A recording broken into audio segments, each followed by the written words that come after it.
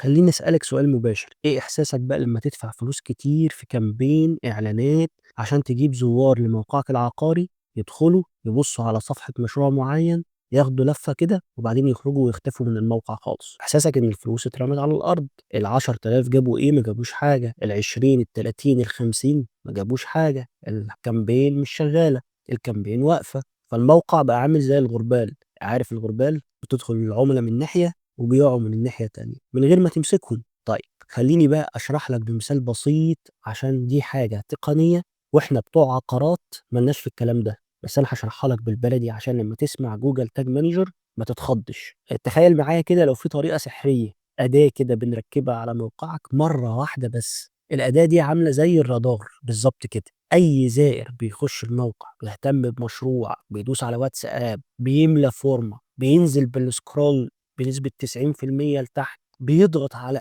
أي زرار معيّن، الأداة دي بتحُط عليه علامة غير مرئية، هي بس اللي شايفاها. الزائر بقى لو خرج وفتح فيسبوك، فتح Google Ads، فتح تيك توك، فتح أي موقع تاني، إحنا نقدر عن طريق الأداة دي اللي هو مش شايفها، نخلّي إعلاننا يظهر ليه هو بالذات. يبقى في مجموعة دخلوا زاروا صفحة شقق للبيع العاصمة الإدارية أو التجمع الخامس، نقدر بقى إحنا نعمل لهم إعلان ويظهر لهم على الفيسبوك أو يظهر لهم في أي منصة هم موجودين فيها، ونقول لهم لسه مهتمين بشقق العاصمة الإدارية، لسه عايز شقة في التجمع الخامس، عملنا ليك عرض جديد. الرادار السحري أو الأداة السحرية اللي بتخلينا نستهدف العملاء اللي عملوا أحداث معينة في الموقع العقاري بتاعنا ده جوجل تاج مانجر. ده بقى اللي بيخليك ترمي فلوسك على جمهور جديد أو جمهور عام في كل مرة تعمل كامبين. بالبلدي وببساطة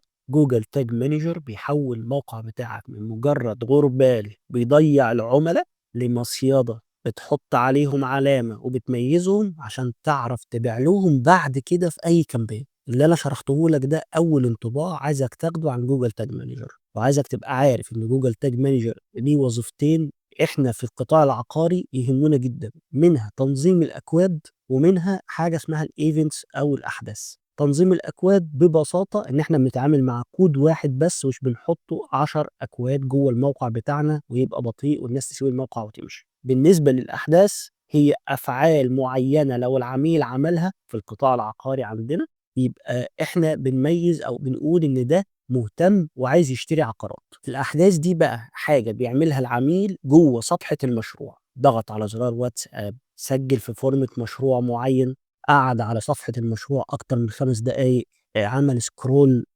بنسبة 90%، اتفرج على الفيديو كامل لفيلل بالتجمع الخامس.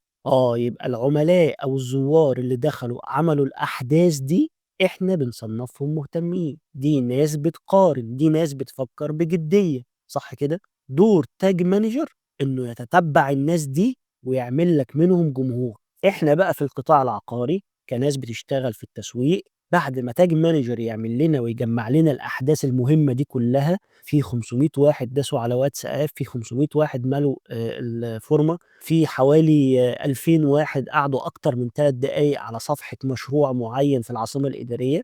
الأحداث دي بقى كلّها Google Tag Manager بيودّيها إلى أخوه الكبير اللي هو Google Analytics. Google Analytics بيقول له لو سمحت اعمل لي قايمة بالناس اللي ضغطت على واتساب، لو سمحت اعمل لي قايمة أو جمهور بالناس اللي سجّلت في الفورمة ال3 شهور اللي فاتوا أو الحملتين اللي فاتوا. ده بقى جمهور عارفك ومهتم بيك وشرب عندك شاي وقهوة، نسيبه ونروح ندوّر على حد تاني في الشارع؟ ما ينفعش. بناخد بقى الجمهور ده نصدّره لجوجل ads ونقول له يا عم جوجل شايف ال5000 عميل دول، ال5000 عميل دول قعدوا عندي الشهرين اللي فاتوا وصرفت عليهم، أنا عايز أستهدفهم بإعلان مخصص. طبعًا في launch جديد في التجمع الخامس، فأنت عارف إن ال5000 عميل دول كانوا الشهرين اللي فاتوا بيدوّروا على شقق في التجمع الخامس، فأستهدف ليه 50,000 عميل بشكل عام من أول وجديد وأقعد يطلع عيني في الاستهداف، لمّا أنا عندي أساسًا 5000 عميل الشهرين 3 اللي فاتوا كانوا بيسألوني على شقق في التجمع الخامس، هاقفّل كام بيعة أكتر وبكام؟ هي دي بقى المعادلة اللي بتخلّيك تبيع أسرع 10 مرات بتكلفة أقل حوالي 70، 80%. يعني بدل ما تصرف 50,000 جنيه على جمهور عام، أنت بتصرف 5000 أو 10,000 على جمهور بتُعيد استهدافه وعنده نية الشراء. السر اللي أنا باعتبره هدية لكل حد بيسمعني دلوقتي، لمّا يكون عندك 20، 30، 40,000 زائر مهتم بمنطقة معيّنة في التجمُّع الخامس في 6 أكتوبر في زايد في إسكندرية، ينزل فيها مشروع جديد، أنت أول واحد بتبيع، لإنّك بتوصل لهم في نفس اليوم. هو ده الفرق بين التسويق الاحترافي والتسويق العشوائي. أرجو إن أنا أكون وصّلت الفكرة. تابعوا معايا بقى عشان هنتكلّم عن أهم الأحداث اللي إحنا لازم نتتبّعها عشان نبيع على طول.